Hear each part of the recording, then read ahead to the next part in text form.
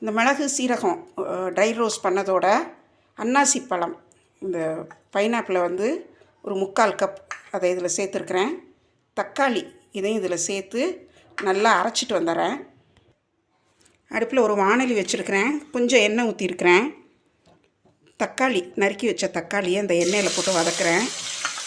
அதோட நறுக்கி வச்ச பைனாப்பிள் இது ரெண்டும் சேர்ந்து நல்லா கொஞ்சம் வதக்குறேன்.